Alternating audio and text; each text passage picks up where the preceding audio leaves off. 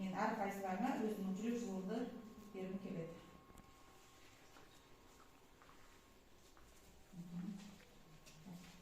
Сөздерді қазір мәлімет жасап тұрып оқимыз. Оқып бастай бере ғой. Мақсатына жетуіңді. Жақсылық. Әрсек көшбасшы болуды. Билік белсенділік бағындыру. Биік белестерді Білім шыңына жетуіңді. Әрқашан жеңімпаз болуыңды. Әрқашан алда болуыңды. Таусылмай таусылмас қайратты. Гүлдей жайқалған ғұмырыңды. Бауырма мінезің болсын. Қуанышта, қуаныш пен шаттық, бақытты ашық аспан тілеймін. Рахмет.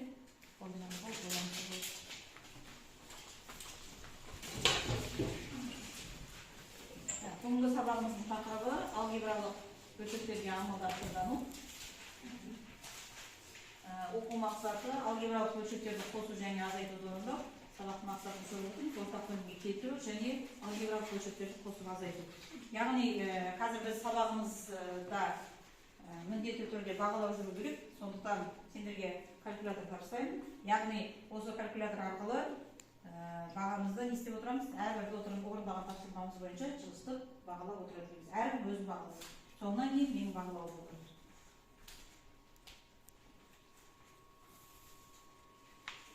Яғни басынан неге жылып алады дейміз?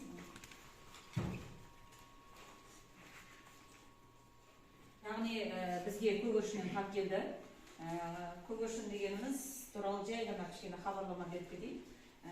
Көк құрақ көлдің сурет сәулеті, құс пен аң ердің дәулеті дегенде халықтың қайнау тіршілігі ең жақсы көретін құстар.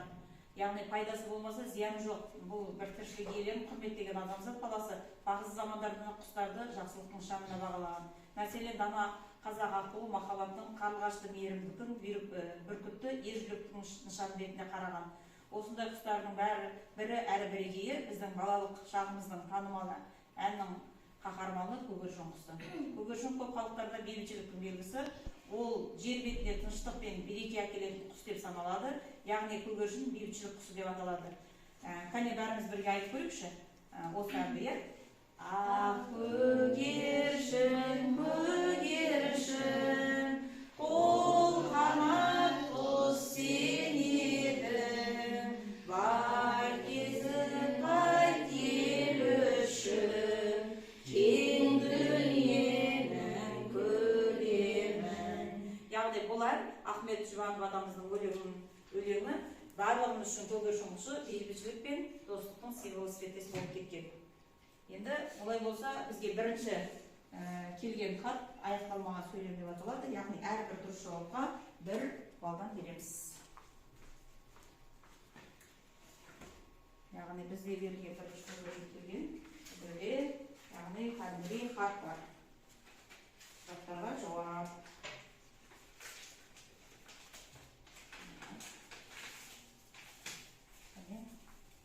Ал жүрек жылдамырақ келді.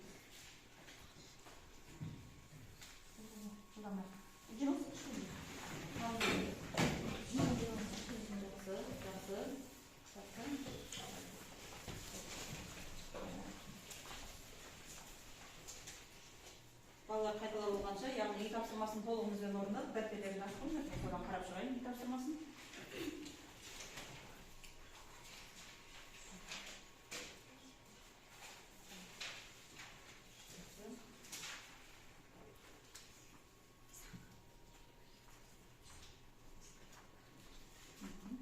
Бірігіп отырып, тезеліп жүріп жауаптарын анықтап жүреміз. Ал сұраққа тыңдайын. Бірінші сұрақ, алгебралық рационал бөлшек деп. Айтамыз. Алгебралық жай бөлшек деп. Кімден сұрақ? Алгебралық рационал бөлшек деп, ал мұнда да бөлімінде де көпмүшелі сандар тұрғанды ол алгебралық рационал бөлшек деп аталады. Яғни алымында да бөлімде де көпмүшелер бар екен, айырмалысы бар болады екен. Келесі рационал өрнектің түрлері. Егер де рационал өрнектің өздеріне мысал келтіретін болсақ, 100x'тен xa. Біз кесте көргенбіз, солай ма? Кесте болған. Алгебралық оқуында кесте бар болған. Сол жерде айтқанбыз. Бүтін өрнектер және бөлшек өрнектер. Рационал сандар дегеніміз бар еді ғой бізде. Бүтін сандар, рационал сандар, иә? Тура сол сияқты бүтін бөлшектер және қандай бөлшектер? Бөлшек өрнектер болады деп. Жақсы. Келесі сұрақ. Айнымалының қандай мәндерінде рационал өрнектің мағынасы болмайды? Қандай мәндерінде?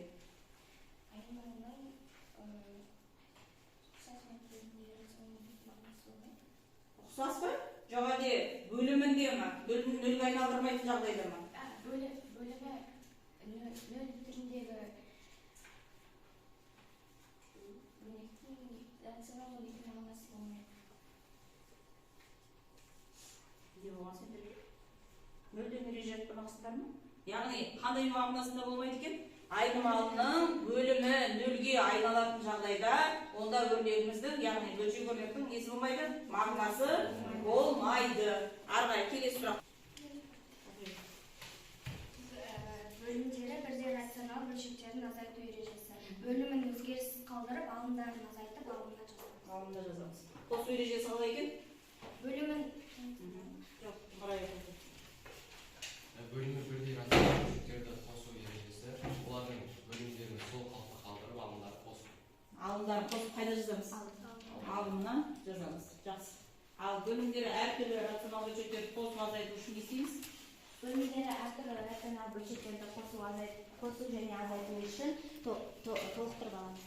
Ортақ бөлшектері толықтырып алады дейміз. Яғни тапсырмасын қарадық. Енді келесі бізде жұптық жұмыс. Екінші нені алшы.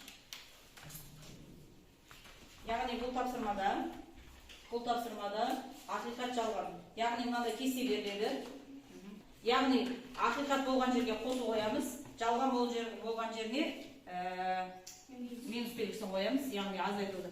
Яғни бұл жерде дискриптор беріп тұр. Алгебралық бөлшектерді көрсетеді деп. Аты жөнімізді жазып, тапсырманы не істейміз? Орындаймыз. Жаңа сұраққа дұрыс жауап берсеңіздеріңіз, бір балға не істеп отырамыз? Жылжытып аламыз.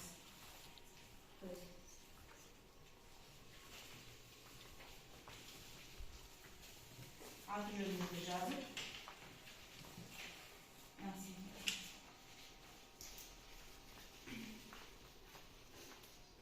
Орындауға 2 минут.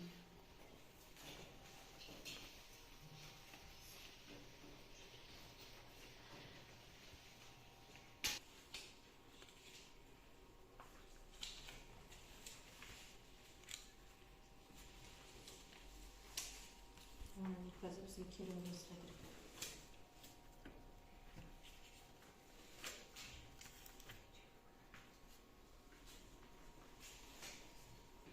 Болды ма? Бәріміз? Қолымызды өтірікші болғандарымыз. Жақсы. Енді өздерің тексересіздер, қасына мына ненің кестенің жанына, мен дұрыс деп айтқан жеріне жанына бүйтіп не беріп қойып отырмын ғой. Ұсыныстық белгісін қойып отырмын. Бірінші өрнегіміз x қосу 1, x квадрат азайтылған 3-ке бөлініп тұр. Яғни бұл бізде алгебралық бөлшек. Дұрыс. Ана көргізіңіз сыртына қоясыңдар. Ары қарай екіншісі бізде жалған. Үшіншісі жалған. Төртіншісі де жалған. Бесіншісі жалған. Алтыншысы ақиқат. Жетіншісі ақиқат. Жалған. Яғни қанша балл жинадық? Соның астыңғы жағынан не істейміз? Жазып қоямыз қанша балл дұрыс екен. Плюс дегенімізді қанша балл екенін көрсетіп қоямыздар, жылжытамыз. Әрбір 2 баллға бір жылжытасыңдар бір несін. Калькулятордың. Ары қарай келесі тапсырма бізде қатесін тап деп аталады. Дәптерімізді ашамыздағыны бір мүмкін жазамызды. Орындаймыз тапсырманы.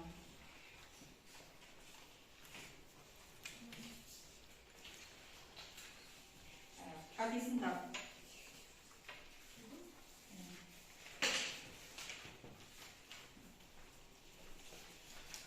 Қатесін тап. Дәптерімізге жазып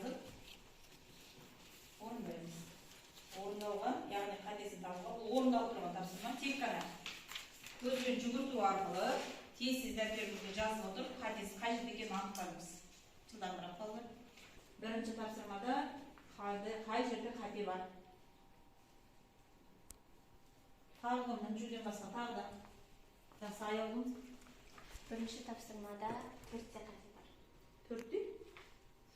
4 деп айтамыз ба? Жоқ, әлде бөлімінде 4 деген сан артық болып тұр. Себебі біз бұл жерде қандай бөлшек беріп тұр? Бөлімдері Бөлімдері бірдей санды қосу. Бөлімдері бірдей бөлшектерді қосу. Яғни бөлімінде бізде ортақ бөлімдер тұр. Сондықтан 4 деген бізде отыра ғой. Жақсы, келесі екіншісінде. Екіншісінде Екіншісінде барлығы дұрыс. яғни бұл жерде ешқандай қате жоқ. Себебі ол өзі де ортақ бөлімге келтіріп тұр. Қандай амал орындалып тұр? Азайту амалы орындалып тұр. Жақсы.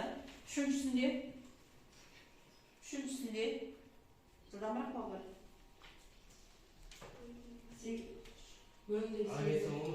Жақсы. Үшінші есепте теңдігінде бөлімінде қате бар. Яғни бізде бөлімдері бірдей болғандықтан бөлімдері сол қалпында қалады. Қалу керек болған, иә?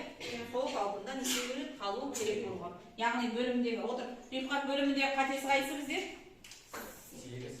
8. Ол жерде қанша болу керек еді? 4. Рифқаттан сұрап тұрмын. 4. Одан кейін бар? 2 болу керек. Яғни ол жерде 4 деген қате бар екен. Жақсы.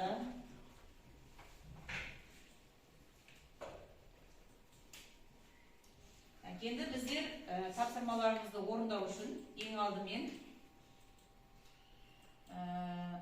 мынандай нені көріп алайық. Яғни ортақ бөлімге келтіру, мен өткен жолы сабақта да айтқан болатынмын, тағы да бір кіріспе ретінде айта алайық. Яғни алгебралық бөлшектерді қосу немесе азайту үшін ең алдымен оларды не істеуіміз керек екен? Ортақ бөлімге келтіру керек екенбіз. Содан кейін барып қана алынған бөлімдерді бірдей бөлшектерге қосамыз немесе азайту амалын орындаймыз. Яғни сендерде үлгі мысал көрсетіліп тұр. Ортақ бөлімге келтіру үшін не істейді екенбіз ең алдымен? Толықтауыш көбейткішін анықтайды екенбіз. Солай ма? Толықтауыш көбейткіш, яғни екінші тәсілде көрсетіліп тұр. Яғни толықтауыш көбейткішін анықтауымыз керек. Не толықтауымыз керек? Яғни қандай болады ортақ бөлімі? 12 бұның 3-ші дәрежесі болады. Яғни мына жерде бірінші бөлшегімізге 3 бұны толықтырамыз, екінші бөлшегімізге 2-ні ғана толықтырады екенбіз. Яғни нәтижесінде қосу амалы орындалғанда, яғни 3ab қосылған 2a-ның квадраты бөлінген 12 бұның 3 дәрежесі деген өрнек шығады екен. Бұл енді бізде жаңа алдыңғысы қосу болған, енді мұнда азайтуды көрсетейік. Бізде беріп тұрған бөлшегіміз, яғни бөлімдері 2 түрлі. Сондықтан бұны неге пайдаланамыз? Қай формуланы қолданушы едік? Қандай формула қолданамыз? Осы алдындағы өткен тарауда бізде. Қандай тарау? Қысқаша көбейту формуласына толықтырамыз. Яғни қысқаша көбейту формуласында бізде формуламыз қандай болады?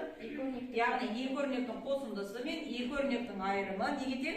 Сол өрнектердің квадраттарының айырымына тең болады екен. Яғни толықтауыш көбейткіштерді таптық, анықтадық. Яғни бөлшектердің мында таңба өзгере ма? Қазір қараймыз. Яғни мына жерде тұрған таңба өзгере ма? Өзгерді ма? Жақшаның ішінде тұрған өрнегіміз өзгерді. Себебі жақшаның алдында тұрған теріс санды, яғни амалды жақшаның ішіндегі өрнекпен ауыстырғанда, яғни таңбалар ережесі бойынша ол не істейді екен? Қарама-қарсыға өзгереді екен. Содан кейін барып не істейміз? Ұқсас мүшелерді біріктіру арқылы өрнектің соңғы мәнін табады екенбіз. Яғни бұл үлгі мысалдардың түсінікті болса, бізде қазір мынандай тапсырма бар. Бұлай болады. Бірінші қатар бізде А және Б-ны орындайды, екінші қатар А және С-ны орындайды, екінші қатар Б және Д-ны орындайды. Алдымызда көрініп тұр, дискриптор көрсетіліп тұр. Яғни ортақ бөлімге келтіру арқылы тапсырманы не істейді орындайды екенбіз. Дискриптор, яғни әрбір қадамды өтуіміз керек. Ал жылдамырақ тезірек орындап жүреміз, бір-бірімізден тезірек жауабы қайсымыздікі дұрыс тақтаға жазамыз. Жылдамырақ.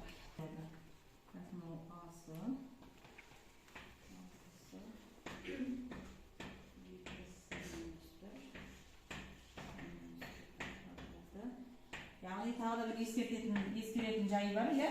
Бір азайтылған с-ның квадраты. Яғни таңба өзгеретін жер бар, таңба өзгермейтін жер бар. Иә? Иә.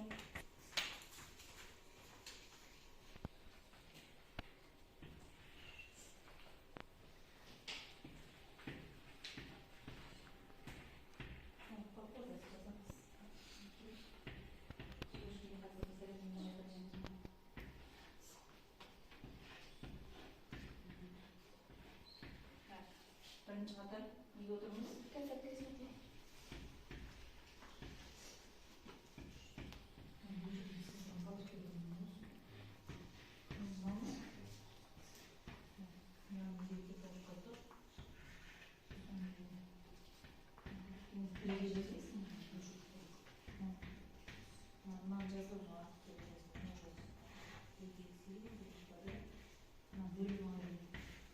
Бізге қай жағдайда қысқарады, бізде көбейтінді түрінде болғанда ғана қысқарту орындаймыз балалар.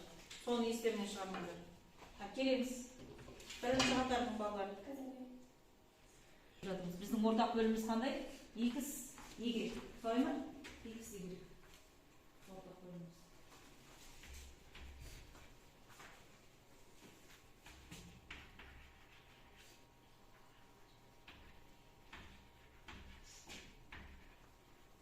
Бөлшектің сызып аламыз. Бірден толықтыруды орындай білсеңші, андағы сөз жоғарғы. Бөлшектің бөлімін тура ортасына жазамыз, нұрайып.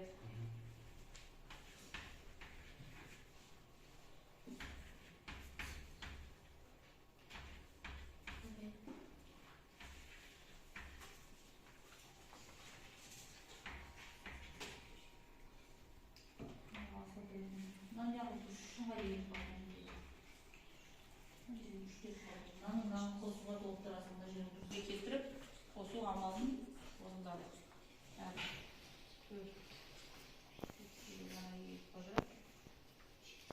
Мына жерді ғана емес, мына өлшекті толығымен неге толықтырамыз? Егерге толықтырамыз. Жақсы, келесі. Әнжу. Мына жаққа толықтырған жеріңді жазбайық шекесіне. Мұнда жазасын толықтырды.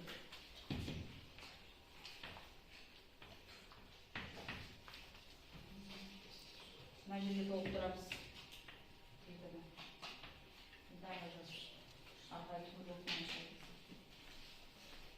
Мына жақтан екіншіден кім шығады? Аяғымыз жатыр.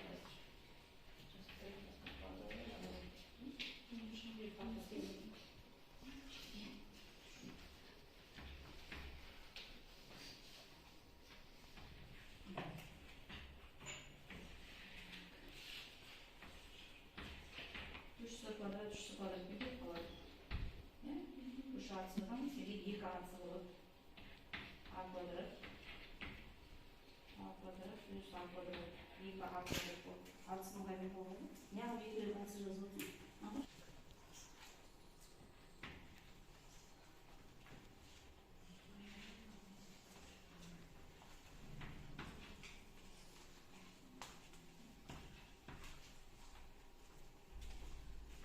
Бағалауға арналған тесттер саналады. Әр сұрақ, әр дұрыс жауап бір балдан. бір балл.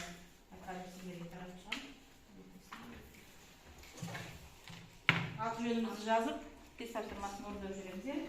Ана бөлшектің сызығы тұр ғой, мына тұрған сызық. Бәрін беріп алып жүрші, бір жерге жазамыз.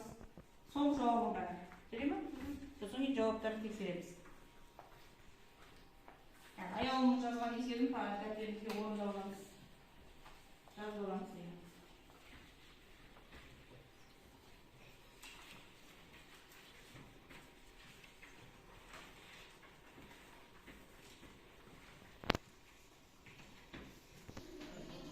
Бөлімі өзгеріссіз қалады, солай ма? Біріншіден?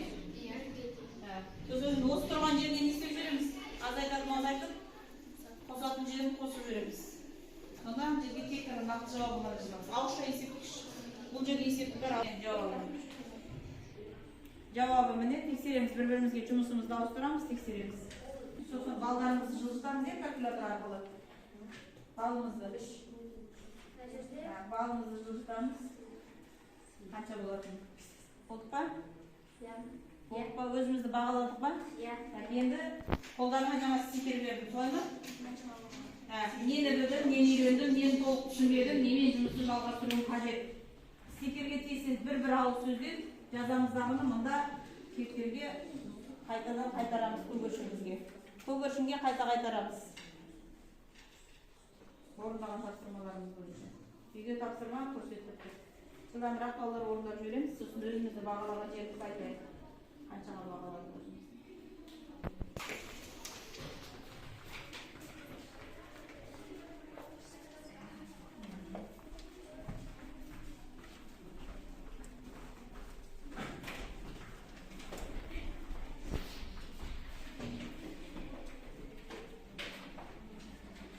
Сосын кейін бағаларымызды көрсетейікші бәріміз, көтеріп жоғары қарай.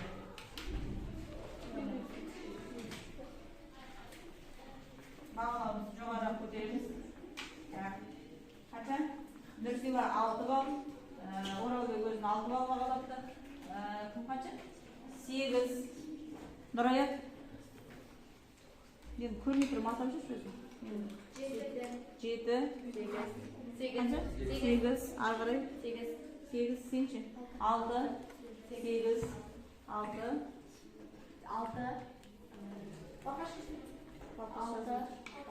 Бекбат қанша? 6. Сендер алдың ба? Жақсы балалар. Бүгін сабағымыз аяқталды. Яғни келесі жолға қайтарамыз қазір. Келесі жолға сабағымыз орындарға еместейміз. Ережелерді қайталап, жаттап, мұқият болып келеміз. Тапсырмасын бастаймыз. Жақсы.